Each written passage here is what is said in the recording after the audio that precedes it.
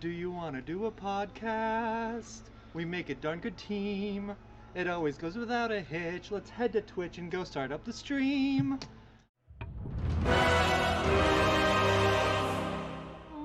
Do you want to do a podcast?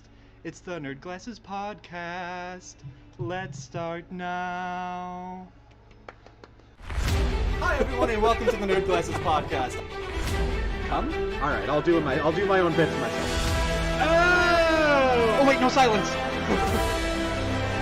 We're doing it. Get off the road.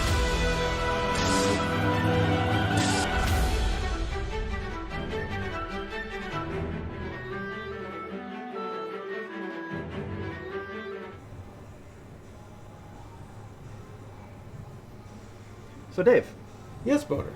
prior to the events of the Star Wars sequel trilogy, Luke Skywalker piloted his T-65 to Octo and then dumped it into the ocean, intending never to fly it again. What do you think he called his starfighter that he would therefore never fly again in his life? Fish tank? Decoration? His X-wing. Bravo. That didn't go on cleanly over my glasses, but, you know, I tried. There we go. Oh, cool, it's fogging up. Hi, everyone! Welcome to the Nerd Glasses Podcast. I'm Boater. I'm Dave, man. And, no, that's two things that are fogging up. This is not working today, not with the mask. Demon Dragon, boo! Shut up, that was a good one. Or at least not as bad as some of the others that I've come up with. Look, it wasn't as bad as some, okay? We aimed for a low bar here, and I think I cleared it. You both go to hell. Alright, hi everyone, welcome! There is an immense amount of awesome news stemming from the fact that the bell has rung, both of the combatants are in the ring, and we're not talking about Apple versus Epic, we're talking Microsoft versus Sony. We have actually a Microsoft versus Sony news. We've got new studios sprouting up like pimples. We have new games coming out. Amazon's getting into a ring that really is way too fucking overcrowded, and I'm surprised they were able to wrench their money in there. That and so much more on this, the Nerd Glasses, on a new, friendlier, earlier time. Yes, the reason for the time being, I don't know, Dan texted me today and said, "Can you do 7?" I said, "Sure." And so here we are! Although I'm happy for this time slot. I think originally we were going to be 7 o'clock, and my old job didn't really allow for it, so this actually makes a lot of sense. The second that gate closes at 7, we go live, and then the Citadel is going to follow. We're going to go right until 8 o'clock tonight with the Nerd Glasses Podcast. Citadel starting at 8:15, going for 2 to 3 hours, meaning I'm out of here roughly at 11 o'clock, and I get a decent bedtime. And I'm an old person who cares about that kind of thing. So, Twitter. Listen, sir. I'm here every Wednesday until 1 o'clock in the morning. I am the one that wakes up the nighttime security every week. Scare the shit out of that guy. It's part of my favorite end of the week routine. He's sitting in a chair over in the office, and I just press face on the window and go, la, la, la, la, la, la, and he goes, whoa, every time. I could see it. Old man Boater has to go to bed early, says Demon Dragon. Demon Dragon taking shots at Boater, Jesus. Listen, I have never been a morning person. It is taking, like, I was about to say it's taking me a long time to adjust to having to wake up when I do for my current job, but I'm never going to adjust, so I'm just, trying to deal. If it was a Friday, if I did a Friday night stream here on the network, maybe that would go a bit later, but I know that there are plenty of awesome things here on Friday, so I don't need to try to jump in and compete in that ring.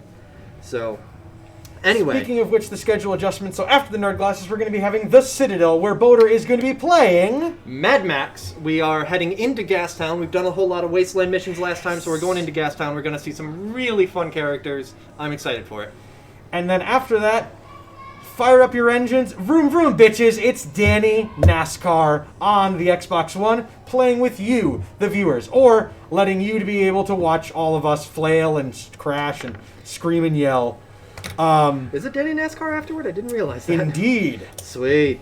So we'll figure out what time I actually need to wrap up by, because I thought the Danny NASCAR was happening before this time. So, things just happen here. The good news is, whatever. When things are wrapping up, new games are coming out. Yep. Starting with the one that Boater's most excited about, the cream of the crop, the primary starter care, another Battle Royale element game, Super Mario 35. I hate you. Now, I am super excited for this game because there is one thing that sets that game apart from all the rest of them, and it's that I already have Nintendo Switch Online, so I get that game for free. Hooray! So I'm going to be playing that and Tetris 99 literally while laughing and sitting on the crapper. Like, so for those of you who are not aware of what Super Mario 35 brings to the table, it is speed running a Super Mario level against 35 other people. Okay. And as quickly as you can, you finish. The slowest times are the ones that are eliminated, and then they keep paring it down. Okay, so it's you know, they're saying Battle Royale because that's the thing, but again, I contend that like Fall Guys, that's not a Battle Royale, that's just a tournament. Indeed, but tournaments usually imply that there's a lot of work and a lot of things. This is 35 people sweatily playing Mario, probably for, I'm going to guess on average, by the way, and I will find this out starting next week. I'm going to guess the average games only probably go about 20 minutes. Knowing how Mario levels are and the goals of Mario levels to throw intermittent challenges to throw you off, especially because they already said that there are abilities for players to cause extra attacks to happen on other people's things, extra coins to appear, which might throw people on or off, giving a better trail and things like that. And so it's going to really streamline what is already one of the most streamlined platformers out there. I'm still saying that's a nice format. It's not Battle Royale, but what do I know? Looking greatly forward to it. Starting on October by all means, 1st. don't get me wrong. I do think that's going to be a really cool addition. I think that whether or not it's Battle Royale, what Fall Guys did in ushering in we're just going to throw a ton of people in here. And give them an objective over the course of 5 mini-games for an ever-dwindling number of contestants. Yeah. Had been done before, I think, but was repopularized by Fall Guys, and I'm looking forward to that being, whether it's a new genre or we call it a subgenre of Battle Royale, whatever. Now, Nintendo's hopping on with Mario 35, and I'm excited to see more and more style of games like that, because I could see that working really well. I mean, hell, let's go back, the next Mirror's Edge game will be speedrunning to the end of a stage, and however many people make it with guys shooting at you, whatever. I'll be looking forward to seeing how this one signals and releases. I'm also looking forward to see how Super Mario 35 coming out affects Mario Maker, being that this is kind of what people online are playing Mario Maker for, to quickly challenge levels and things like that. In my streaming experience, Boater's sarcastic wave hands aside.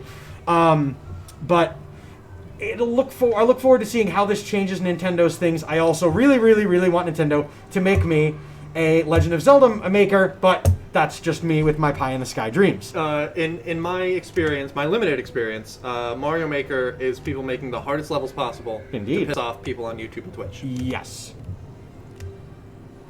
Not mutually exclusive, by the way. So, okay. So that's Super Mario 35? Indeed. Okay, what else have we got coming out this week? The title says everything about it. Crash Bandicoot 4, It's About Time. Another Crash Bandicoot in the franchise. The last one to come out was in the early 2000s. Yeah. The Wrath of Cortex. 1, 2, and 3 were all on PS2. And then there was Crash Team Racing, which came out after 3.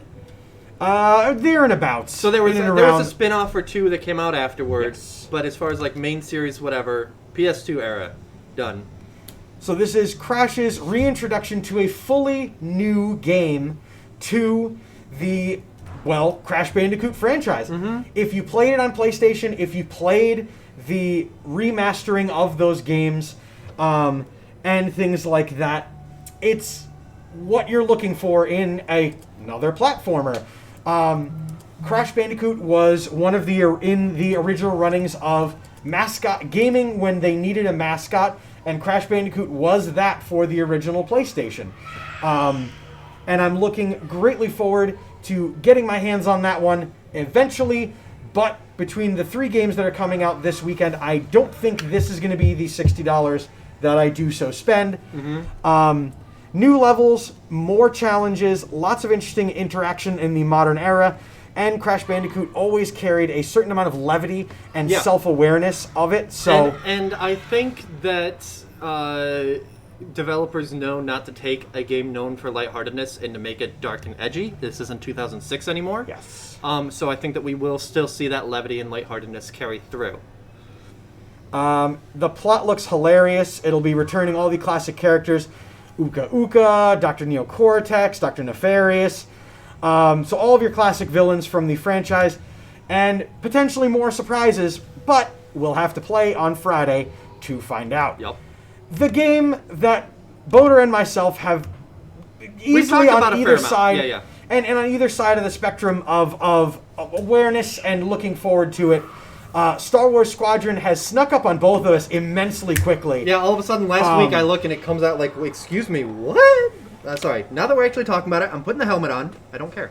So October 2nd, 2020, you can get it on Windows, on PlayStation 4 and Xbox One, and I'm honestly and it's on Steam on Windows. I don't have to download and mess with Origin again. I was so worried I'd have to do that.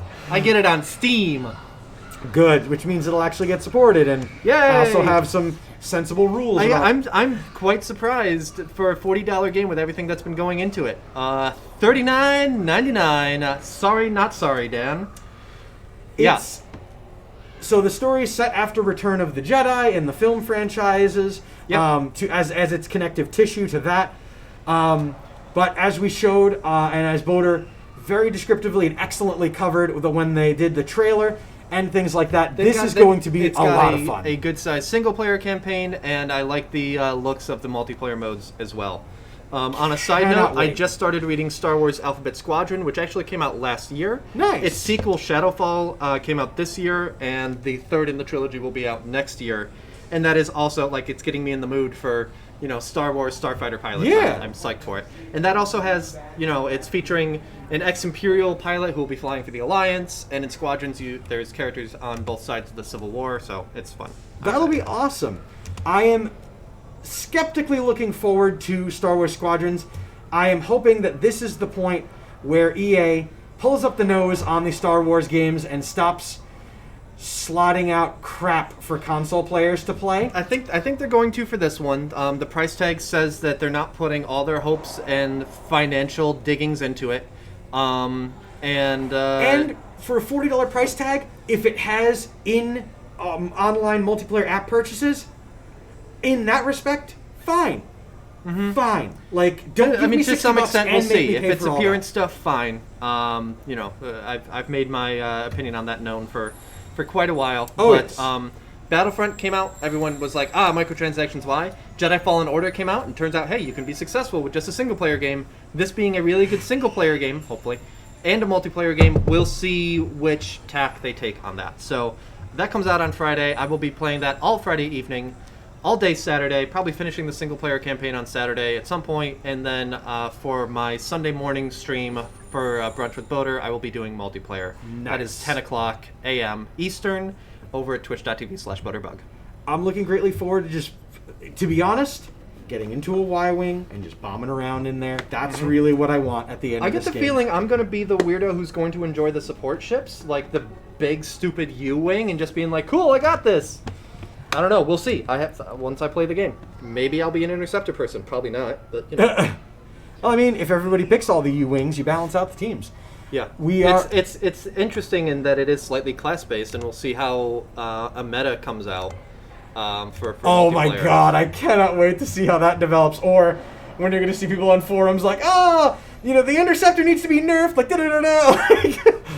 Because online balancing, it happens. Yeah, not very often in Overwatch, but, I'll just keep complaining about that game. So there are a ton of other games that are coming out, but to be honest, those are the big ones right there. Niche, or they're coming out for Obscura that, to be honest, aren't really giving anybody any rise. If we missed one that you're excited about any week, please tell us, hey, little $5 game just came out for Android.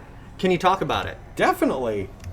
Let us know a day ahead of time so we can look it up and actually talk about it, but So, Boder, as usual, people have been on the internet, and people have probably been fucking up, but you have taken the helm on that. Who's getting banned this week? Sorry, I decided to take a bite. This week on the Banhammer, the unoriginally titled segment that I just titled right now, and Dave may take issue with, but we'll talk about it afterward.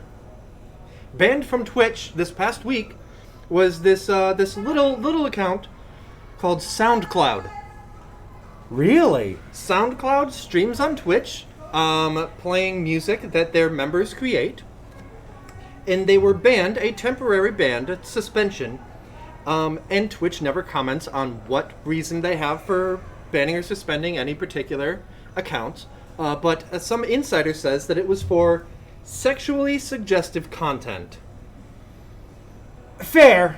I've been on SoundCloud for more than 3 minutes. I can see it. I can. I can see the lyrics definitely. Twitch kind of going, "What are you doing there?" You know, when you sample Gilbert Godfrey reading a particular book in your hip hop song, or I don't understand. All right, I can't actually do a Gilbert Godfrey voice. Who's your friend that can nail it? John, actually, Vladdy. Oh my gosh, Vladdy, my God, man. Okay, so that is who's been banned from Twitch. I think it was just for a couple days. Hilarious that of all the things, SoundCloud. It makes sense though, because it's literally like imagine a line between the two companies of like, we own this music, and Amazon going, well, we own a lot of music, so don't you play our music, and just waiting for each other to. Well, I mean, it being like SoundCloud artists who may have their stuff available for streamers to be able to use, having that kind of licensing out there.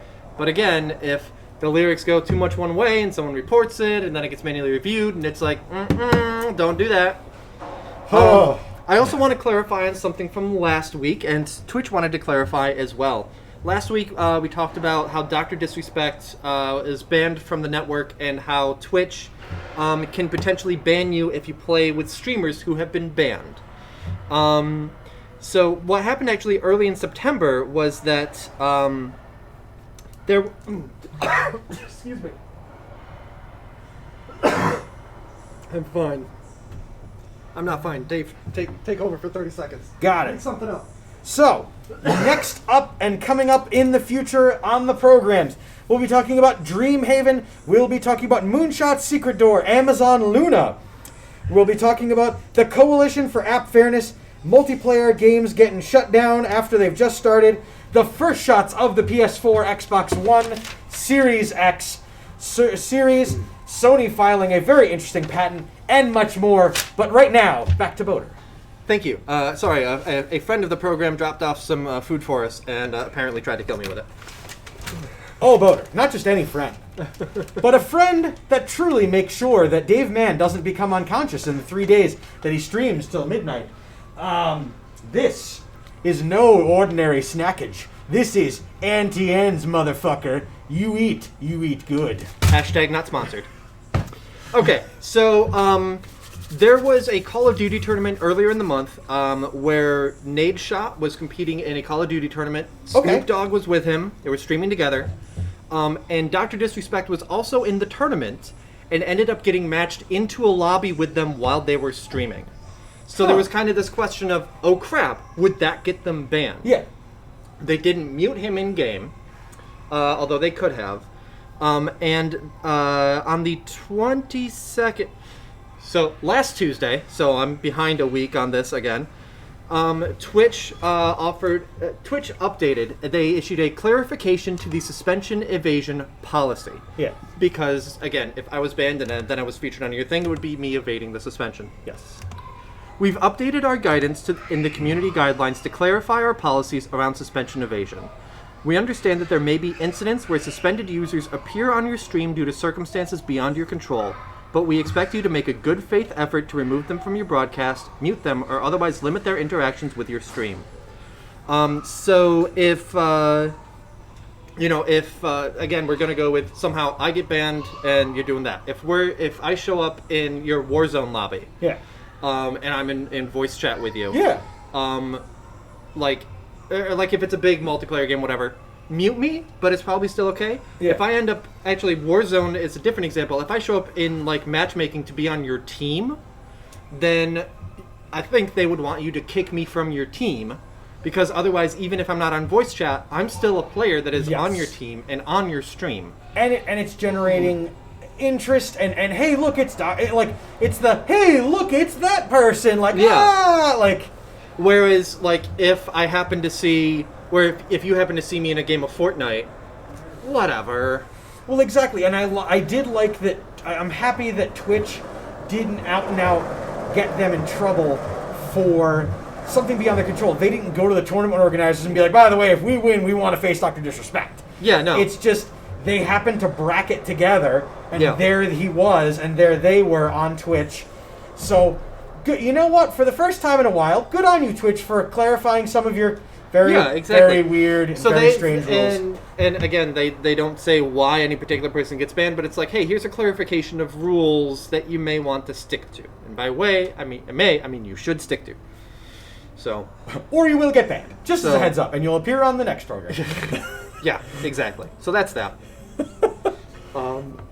Yeah, and then again, I'm trying to find stuff about it and just a whole bunch of stuff. I talked about Dr. Disrespect last week. I don't need to this week. So, Boater, things are reopening up. Yep. And although the quarantine isn't over, even though some people are very much over it, but studios are starting to reopen. Businesses are coming together. People are being able to be in studios, a la Nerd Glasses, a la other things, a la the new Friday Call of Duty stream. Yep. And welcome to the network, our brothers in arms. Yeah. We look greatly forward to collaborating in some way, perhaps arm wrestling of some sort. Who knows? But more studios are opening up, and I know, Boater, you found one that was opening, and I found, surprisingly, a totally different one that made headlines. And so I'm really excited to hear that gaming is getting expanded. Wilton Mall security, always good, always good. Yeah, they've been skateboarding back and forth around here. I mean, it's an open food... Okay, so, I'm sorry. Every time I look at the food court, there's one or two more tables added for Yum Yum Kitchen. And there's just a sarcastic part of me that's like, the tables are returning. Nature is healing. Yeah. As someone that works here? No, it's not. Yeah, there's like 8 tables now in the entire food court, but there was like 5 a couple weeks ago, so I don't know. Anyway, Dave, do you want to take the first stab at this? Because I talked the last couple things. Sure. Yeah. So what studio did you find that opened up? So it's a company and then 2 studios that are underneath it. Okay. The company itself is called Dreamhaven. Interesting name. You know, elicits a lot of good imagery when you think about a company called Dream.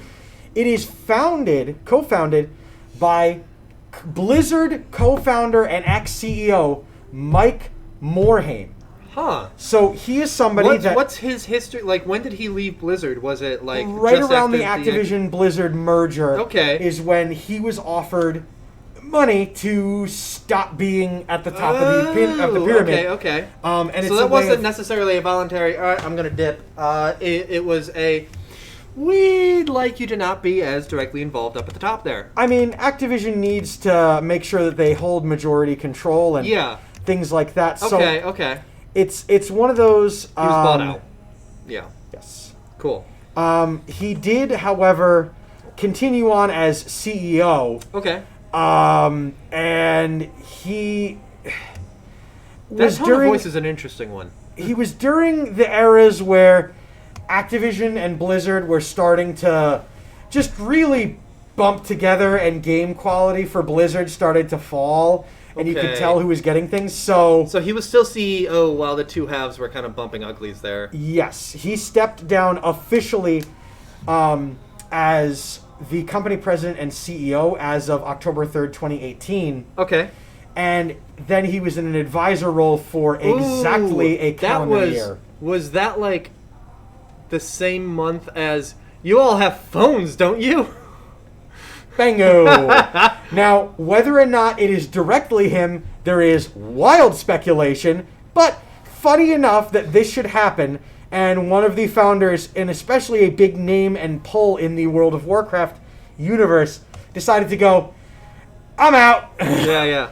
So I can kind of understand it, so I'm very excited to see him and the other folks in the studio, because the 2 game studios that are founded underneath it, Moonshot and Secret Door, are also folks that were immensely just critical in the Blizzard world. Okay. So we're seeing a spiritual sequel to Blizzard. Yeah. Well, it's just more one of those when a lot of things fall apart. Yeah. And there's a lot of talent suddenly out there. Instead of, Microsoft or a Sony or an Epic Games sweeping these people up, not that they would by individuals, but companies. But the gist remains the same, that these individuals and their talents, instead of joining other companies, have been founding their own. Yeah. So the goal of this studio is to be able to make sure that one studio doesn't get too crunched with certain projects, and being able to allot funds left and right between Moonshot and Secret Door. Moonshot is going to be studio headed by Jason Chase, Blizzard executive producer who worked on Hearthstone and the lead producer on StarCraft 2. Also on that staff is Justin Browder, game director on StarCraft 2, Heroes of the Storm, and Command and Conquer. Can you tell which things Activision is not really putting a lot of money into? Yeah, wow. And Ben Thompson, creative director on Hearthstone. Okay. They're also taking a lot of, and it's said critically, a lot of their staff from underneath them in Blizzard. And then Secret Doors studio head is, and I'm going to mispronounce this one because that is a Chris Sigaty, Sigaty. He was the executive producer, another executive producer on Hearthstone, StarCraft 2, and Heroes of the Storm, and lead producer on the original Warcraft 3, not the remaster. Okay. Joined by Eric Dodds, the first game director on Hearthstone, because there was that's a lot of legacy talent from Blizzard. And Alan Dabiri, he was one of the game directors on Heroes of the Storm, and one of the people that blew the whistle on, hey, by the way, everyone who makes a living on Heroes of the Storm, this is not going to go well for you in the next couple of months. Yeah. Like, start sussing up and practicing in other games. So Moonshot and Secret Door are the development studios. Dreamhaven is what? Are they just a company that owns them? Are they going to be the publisher? They are, from the looks of it, it is going to just be just the overarching company. So the ZeniMax of that. Again, the goal of it is to make sure that talent aren't being overworked and that resources are being allotted properly between the two. Mm-hmm. So it sounds like they're not going to be doing immensive game on this side and immensive game on this side. They're going to be doing big project here, little project, or support for... Yeah, so like big project here, meanwhile they're doing the post-game support on the previous project, and then... almost like Boater. People in the video games industry learn from their mistakes. It's kind not of a lot like, of them. It's odd. It goes back to kind of like the agrarian thing of like, you can't always be working this field. You need to let it lie fallow. And so by doing that, by having that parent company, they're ensuring that they're getting the income from this one while this one's recuperating, and that scale back and forth. And they may make like another one where they kind of have... they may make a third studio when more people leave Blizzard. Cough. Did we talk about Microsoft buying Bethesda last week? Yes, we did. We talked about the ZeniMax buyout and a ton of stuff. Demon Dragon says not yet. We totally talked about. That was a large topic of last week's podcast, which you can actually see on Insane Games TV's YouTube. We've been trying to stay on top of making sure those get uploaded to YouTube for people to watch. However, I do have later in the program a couple more updates about things that came from that purchase. They're going to make some great hits like Stonehearth and Storm Heroes and Planet of the Crafty War. And Overwatch? Damn it. And Watch Over.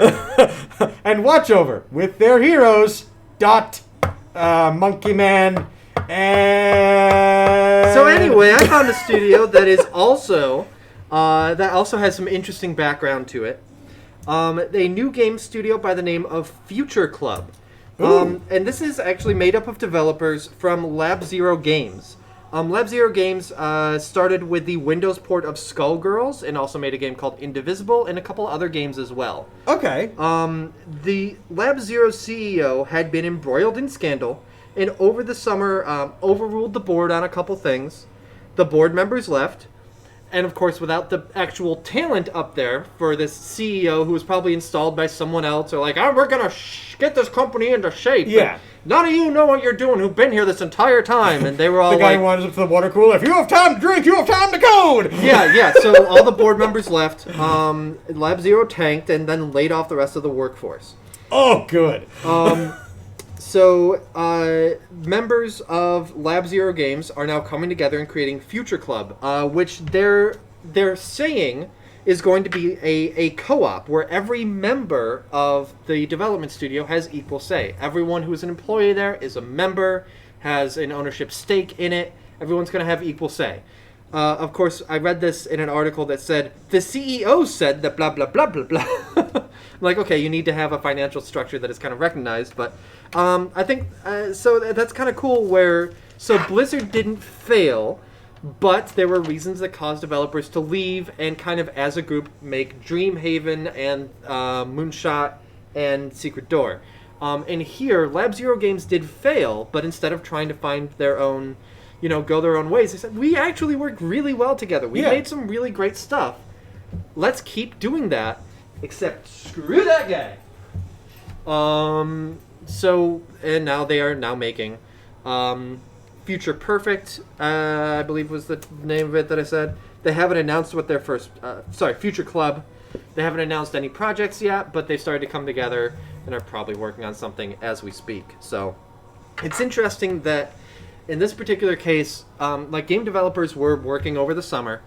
But whether it's because of the stresses of COVID or just because of usual business dumbfuckery, that there ended up being a seismic shift, and there's been a fair amount of shifts in the industry, but that was one that broke a small studio, but that they were able to come back and use momentum and figuring out how they want to do things and self-care, which has been so important this year.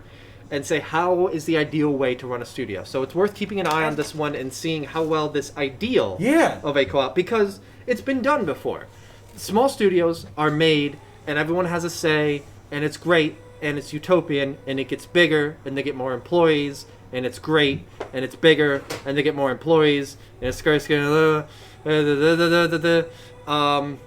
trying to think of a specific example, but I can't think of one right now. Maybe even like BioWare. Anyway.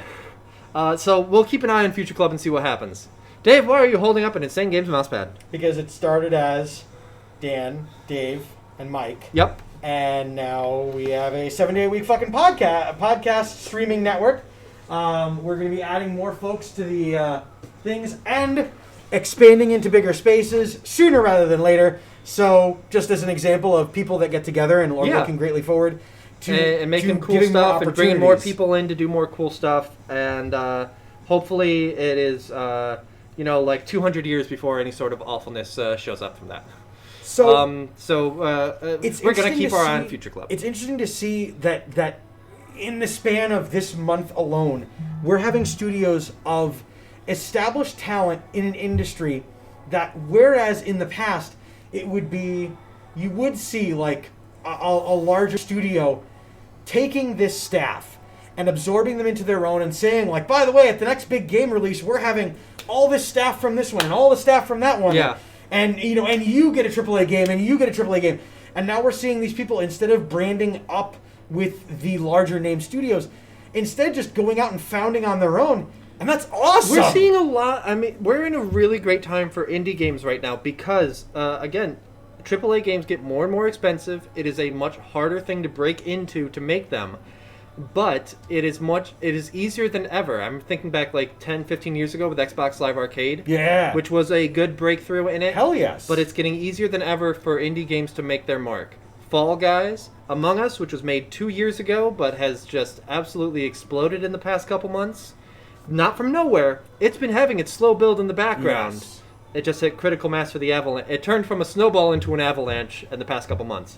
So like indie games are getting their due, and places that work for AAA game developers are realizing that they can totally just go and keep making indie games. They can pursue their passion doing that, and that it can still reach an audience, especially if they get the press releases out there really well for like, from the creators of so and so and so and so. You remember when Blizzard was good? Well, they made something. Exactly.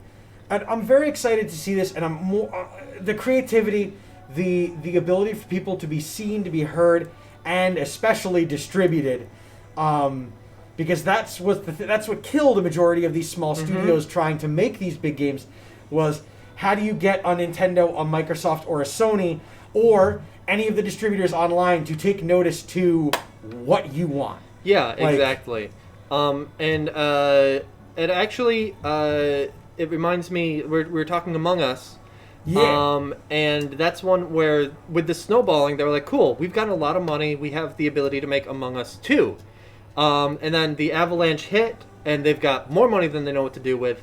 But they also realized that they now have a really big install base for Among Us. So in the past week, they scrapped plans to make Among Us 2, and instead are going to take a lot of the ideas that they had on the board for that and put it into the first game. And they've said, like, the first game's code is absolute garbage. It's terrible. The net code is bad. It's one of their first games of that kind. Like, it's the kind of thing where, like, in construction, they're like, that doesn't quite look right. Throw some spackle on it, it'll be fine. Yep. And that's how their code was put together. Throw some commas and some and statements. Let's go. One of the things they wanted to do with Among Us 2 was to have a clean code base to start with. But now they're like, we can hire people, and we can trade them in this kind of, we can try to fix the code a bit, and we can work within the broken code because we can pay for the man hours to do that while keeping this big install base. So they're talking more maps, more engaging things with the tasks, so stuff like that. But again, that is an indie game success story. Those are few and far between, let's be honest. More people making indie games, they're lucky if they manage to break even on that. I don't know how much money Anime Standing has made, for instance, but apparently they make enough because that's like their 5th game of that kind of thing. Although that is also a crap game as compared to the good ones that we expect to see out of these studios. Or if they don't manage to punch their own ticket, they get what happened in Niantic, where they had a fully functioning and pretty fun game, and then the Pokemon Company went, we'll just throw a Pokemon paint on that. And, Hey, I like your netcode. Can you spruce up the front end a little bit with some licensed stuff? Yeah. What's going on, Anti-Class Prime? Anti-saying sex sells. It does. It does. That's why we have Boater here, the eye candy. So gotta be careful, or else I'll follow SoundCloud on the way on Twitch. Anti-Class, if you didn't notice, Nerd Glasses today actually started at 7. We are trying out a new time slot. 7 to 8 for the Nerd Glasses podcast, and then 8 o'clock for the Citadel. So thank you for popping in. Sorry if you missed a few things, but we're so glad that you're here right now. And also a hello to everyone else that is used to coming in at 7:30. I think that this is going to be standard going forward, so we hope to see you a half hour earlier at 7 o'clock Eastern on Tuesdays. Will Dave be able to do closeout in time? You'll have to find out next week on the Nerd Glasses. Or find out 10 minutes afterwards on the Citadel when you hear Dave just... Hi everyone, welcome back to the Citadel. So there are... Easier is always good for me, especially because Auntie is how many, 12 hours ahead of us? I'm like 5? 5 or 6? 6. So, there is now only, unfortunately, so much time left on the stream. Yeah. And there's so many topics that I had for this week. Can you give me 90 seconds to talk about my other topic from last week? Absolutely. I will please take your time for that one, because especially if we table it and it's something that sticks with us and we want to do that one, because there's only three of these that are time pertinent. This one is time marked. So, a game called Disintegration that came out in June. Okay. It was a blend of real-time strategy and first-person second. August, September. So it's been out for 5 months. July, August, September, October. 4. Nice. Well, it's almost October, so 4. Developed by V1 Interactive, released in June. It is single-player and also has multiplayer. Most reviews were that it has good story, but that gameplay, that blend of real-time strategy and first-person shooter, just not good. And apparently everyone agrees, because the multiplayer servers for that shut down on November 17th, 5 months after release.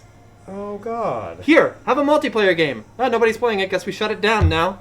Doesn't get that chance to find a later life or anything, it's just gone. That sucks! So you're telling me that game literally just either didn't do as projected or as needed, and they literally were just like, well, plug. Here's new game. Game's gone. Yeah, it's like, and I mean, it's still single player, so you can still play the game. It's not like, I don't know. It's still something, but it's rough. That it's like, here's the servers for this game, and they just take it down. So, if you would vamp for a second, there's a couple games that are doing exactly that, but they got AAA releases, and we have them on the wall. Okay, yeah, you go ahead and grab that. Okay, yeah, like, I don't know, I don't think was Disintegration a AAA game release? Anti-Class Prime, you say, was Blandish, so I don't know if that means that you have experience with it. Like, if it was AAA, I have a really hard time comprehending a AAA game on, like, I don't know what it was on, console or whatever. Unfortunately, I didn't do a ton of research into it. But, like, I'm surprised that would just, nope, okay, we're done with it. Like, it's one thing if it's an indie thing where, like, again, say if Among Us had come out in 2018 and very few people played it and they're still paying for the servers and, you know, December rolls around and they're like, all right, if people don't get it for themselves for Christmas, we're just going to pull the plug on it if it's an indie thing. But if it's a AAA, that's just mind-boggling to me. So some of the games shelf life of a Google app that went that way that game went were games like Battleborn. When you try to compete with Overwatch, you get what you get. Yeah. Agents of Mayhem. This game does have a single-player campaign, okay, which is why it's maintaining some of its value and things like that. Well, how much could people buy that for here at Insane Games? $14.99. Okay, so it's above $10. Good for that. And Elder Scrolls Online. How did you get there? Well, that's definitely going to be dying sooner rather than later, because that is definitely not Battleborn. I believe it was Gearbox. Yes, yep, 2K and Gearbox, published by 2K. So Elder Scrolls Online is ZeniMax, Bethesda. Oh, there we go. Always. Volition. Oh, you used to. Never mind. I was gonna say you used to be good, but I have no proof of that. Then it shall die in hell. You developed a Descent game. That's all I can say. Battleborn. You tried to compete with Overwatch, and you did it the way you should. It released the same time as the game.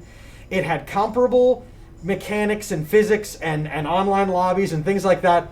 Unfortunately, they went more the gritty style, whereas Overwatch went the cutesy style. Mm-hmm. And, well, I mean, I love me some Reinhardt, and that's what I'm going to play. Yeah.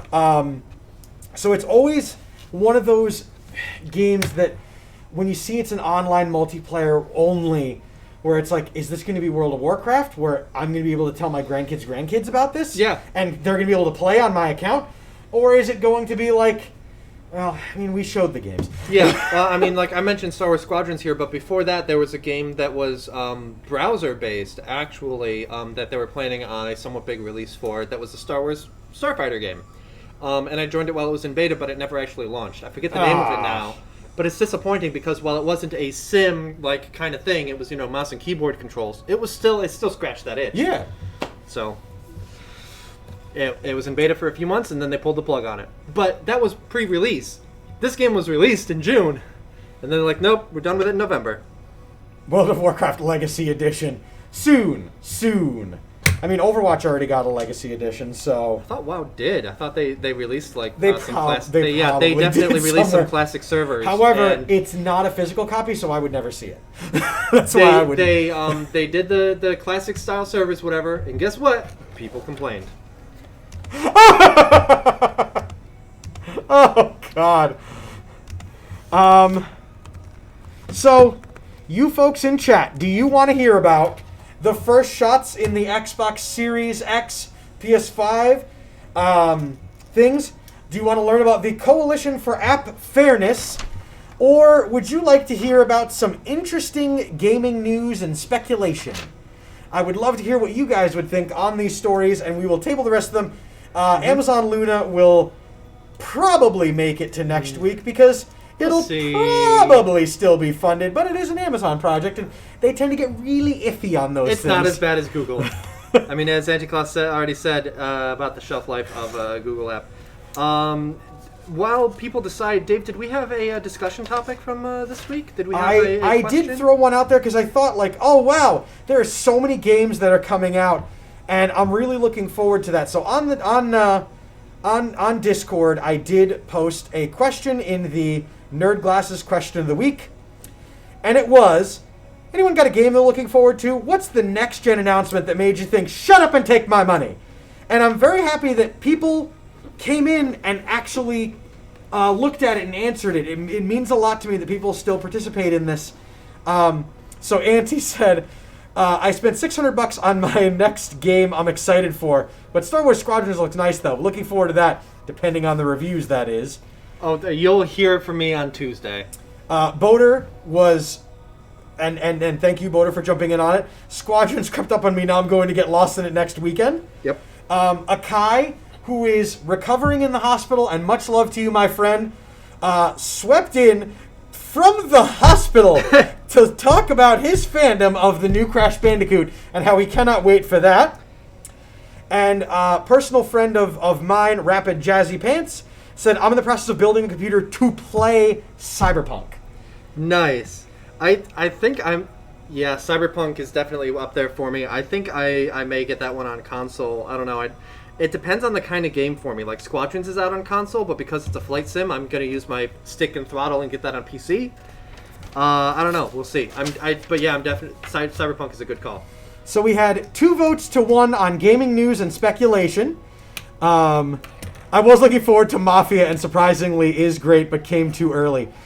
I'm very glad that Mafia turned out to be good because the demo that everyone got of it was awful. Yeah, that happens.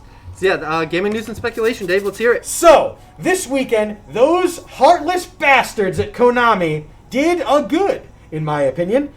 And at the Tokyo Game Show, they announced that right now, at the time, this past Saturday, you could go online and you could play not just the original, the classic Metal Gear Solid, but you could play Metal Gear Solid 2, both at a $9.99 price point.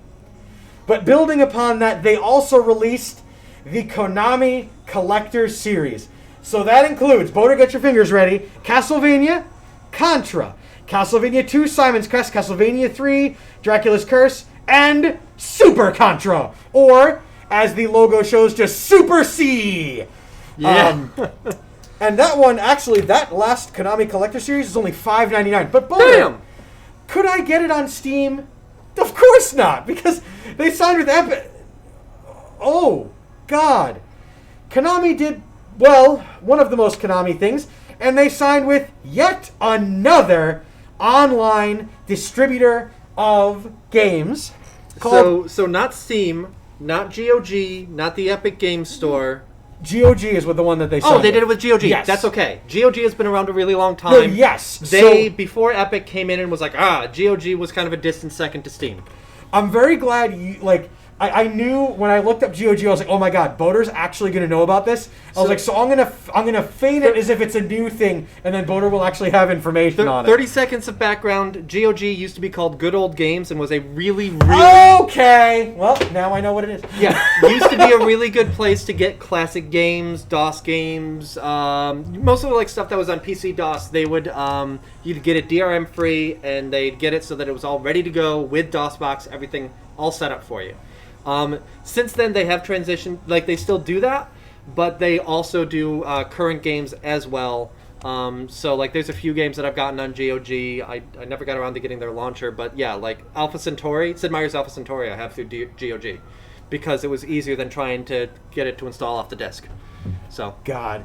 So if you're a fan of, as I am, I know Tom is, I know Mike is, the Metal Gear Solid franchise, this is as close as we're getting to something else. So, and I mean, it's coming with every bell and whistle. The original Metal Gear Solid is coming with the VR missions, which was a separate edition that you had to find at your fucking Toys R Us. And then an optional first-person play mode, multiple game controller support, because now that I'm really excited about that it's good old games, because that one I actually knew and may or may not have. And it makes total sense for them to be releasing a considering GOG's heritage. I mean, technically they are GOG now. Yeah. They're no longer good old games, but considering their heritage as that, it makes total sense for them to be releasing that Konami collection on that. A weight is lifted off of my heart to know that good old games, where it is not itself, it lives on and has thrived and continued in this very, very, very competitive market. The Metal Gear Solid 2 one includes the boss survival mode, the subsistence exclusives, so for example the Solid Snake Skate and the Solid Snake levels, the VR missions for Metal Gear Solid 2, which were, in my opinion, some of the best and the most fun. So, yeah. Anticlaus says that GOG is all DRM free, and if you get your Steam library linked to it, you can get quite a few games from that downloaded from GOG as well. Again, DRM free. To which More Like Rigor Mortis asked, what is DRM? Digital rights management. Yeah. Basically, it's what keeps me from pirating a game. It's an umbrella term, whether it's, hey, before you play this game, please look up the third word of the second paragraph on page 83 of your instruction manual, as was done in the old days, or installing software on your computer that makes sure that your copy of the game is legit, which sometimes when they do that, it's really bad software that has privacy issues and can send false negatives, but usually it's... actually, a good example of DRM is iTunes. When it was first selling music, all of its music that it sold had DRM in it, so it could only be played by the iTunes app on your computer with you logged in. Yep. You couldn't play it in another app. You couldn't send it to a friend to have them play it. Whereas opposed to MP3 has no such copy protection. Anybody can play it. So that's a really good example of what DRM is. Yes. My install of a game off of Steam, if for some reason it is not DRM free, as things have kind of started to go, can only be played by me on my Steam account. Although having a library like that kind of, I don't know, I can't copy those folders to a computer without Steam, without my login, and then play the game. I need to be logged into Steam on the computer to play it. So I'm going to table a couple other ones because this last one will probably eat up the rest of the time. Boater, as much as it pains me to have to look at this and think about it, everyone has been warned. Lock your doors, hide your children, He's hide either your pulling out something relating to Fortnite, or he's going to shoot me with a Nerf gun. Hide your game consoles, because something wicked this way comes early 2021. And it's something that was so painful, it was made into a St. Jude's incentive. And it hurt my feelings that a Vladdy-style casual delivery doth been given to my eyes for this game. This game caused me immense amounts of pain. And I'm talking like game-breaking amounts of pain. I, in fact, think I threw out the notebook in rage that I had for this. But ladies and gentlemen, Omega Force... Oh, God.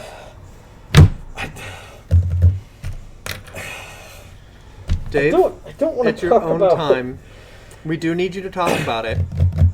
So, early 2021, PC via Steam, Xbox One, Series X, PS4, PS5, the Switch, none of them are safe from this.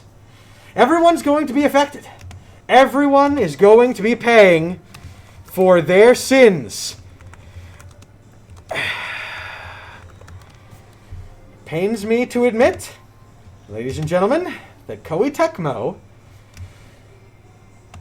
has announced the release of Dynasty Warriors 9 Empires. Damn it! It did just well enough because of people like you to garner future games. More Dynasty Warriors forever! And of course, 9 is awful because when you take a 1 versus 1,000 gameplay and you make it open world and you force me and Joe and Boater and Steph to play for 12 hours, it's bad, and it was bad, and it's going to be bad and it's going to be awful, and I can't wait to put it in, and I'm going to install it on all my consoles. Dave kept again, this is the game that Dave kept mark of sins during the stream with a black Sharpie. Here is a simulation of what the page looked like at the end of the stream. It's just, if you check up on DAM314, there are definitely clips of me eviscerating a piece of paper for every single sin that game hath wrought. And I know what you're thinking to yourselves. I remember there was the point where it's like, all right, cool, we've shown like the 3 characters, whatever. Now here's 40 more, each with their own individual 15-second unskippable pop-up. Each one got a sin. You would play to a certain... Dave, Dynasty Warriors 9 will be just as available as the culling. Don't you mention the culling on this program! I'm going to get Dave to guest on the Citadel, telling him it's something else, and then it's going to be the culling. Don't tell him. That is indefinitely going to be a St. Jude's incentive, where if we raise over a certain amount, I have to play the culling, and I'm going to hate every single fucking minute of it. But is that still around? I mean, there's some form of it that'll be around. You'll probably be able to get it on GOG. Exactly. But how will they... Microtransactions. But, so, the reason why I'm so upset, and I'm warning you to lock your doors and hide your consoles from Dynasty Warriors 9 Empires, was honestly, Koei Tecmo and Omega Force made a solid effort in making what was a bastardized version of Chinese, and then in the case of Samurai Warriors, Japanese history. And in the case of Hyrule Warriors, fictional history. Exactly. They took that very... Oh, there's a new Hyrule Warriors game coming Hell out too. yes, there is. Can't wait for that one. Pretty sure that's the one that's funding this one. But it was an open world game where you, in a game style that really doesn't render itself to open world, played in an open world, where the game would then periodically and absolutely momentum-stoppingly stuff you into cutscenes and just text upon text upon text wall, and it was bad, and it was awful, and I hate it, and I'm very mad at everyone who showed me this game, because now we're going to have to play it, and the advertisement has Liu Bei on it, which is cool. I dropped the link on there, which is kind of fun, not going to lie. The open world of it was awesome. Because it's the few times where you could do what you do best in Dynasty Warriors, which is, you know what? I'm going to go take over a kingdom. And you'd go over there and you take over the whole thing. The problem is there would be so many cutscenes and text box and new characters unlocked and BS missions that didn't make any sense because you didn't teach me how to fish. And Joe and I wasted at least 4 hours of that 12-hour stream trying to catch a goddamn fish for one of the villages that was like, oh, you're the Grand General of this army. And it just, why doesn't the Grand General of an army catch me 4 fucking halibut so I can feed my poor family? So, you have been warned. Protect your consoles. Make sure you keep them protected. And make sure you tell them not to accept any strange cartridges or game discs starting in 2021. Remember, folks, it starts with you. Make sure your friends don't play Dynasty Warriors 9, and then they make sure they help you to not play Dynasty Warriors 9. Eat other family members. Steph is going to play Dynasty Warriors 9, and then it's going to spread to you. That's how it's going to happen. I mean, what's going to end up happening is the Guaranteed Cold is indefinitely just going to be like, Dave, there's a new Dynasty Warriors game, and I'm going to be like, I don't want to play that one. And they're going to be like, but do it. And I'm going to be like, they're going to change the controls for fishing in Empires just to piss you off. We never figured them out! They'll probably be better! Not going to lie! The one thing I will say in closing is that if you do enjoy Dynasty Warriors games, Empires is not a bad way to play because you write the playbook for how the campaign goes. Mm-hmm. You pick the generals, you pick all the characters you like, and you get rid of all the ones you think are fucking stupid, and you rule the roost. In any way you want. Koei Tecmo is so lazy, incredibly so. But they made a Gundam game, and so that speaks to me on a level. True. But is all forgiven because they did a Gundam game? I mean, until Dynasty Warriors 9, but and people still not died. all. 9 was forgiven. After that, they got to do the legwork with the new Hyrule Warriors game. Yeah, well, no, they got rid of you being able to make your own character, and they just made that you could, like, really customize the crap out of any character you wanted. Gotcha. You could even change what weapons they carried for some reason. Yep. But enough of me ranting, raving, and bringing my blood pressure over a advisable level.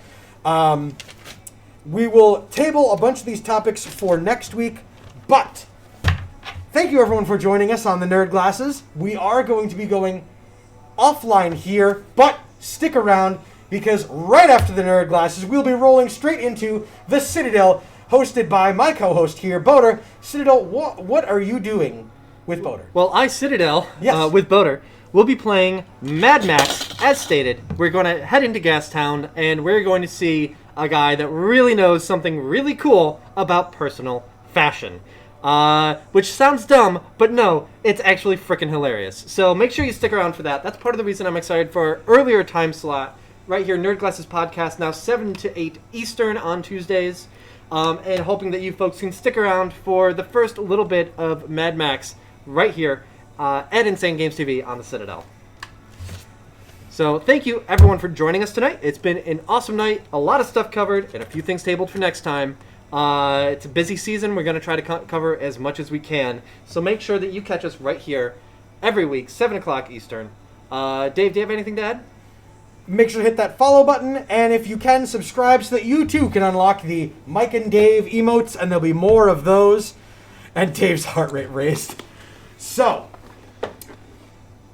it's going to be a great stream, and I'm looking greatly forward to next week where we indefinitely will talk about how much I'm going to talk about Squadrons. Star Wars we will have played. If Squadrons is bad, you will not hear the end of it. If Star Wars is good, I will keep doing an allotment of time, but if it's bad, there will be no end. Anyway, guys, thank you so much for watching the Nerd Glasses Podcast. I've been Boater. I've been Dave Mann. And if you're sticking around, I'll see you in just a couple minutes on the Citadel. Otherwise, we will see you the rest of the week on the network and next week on the Nerd Glasses Podcast. Bye, everybody!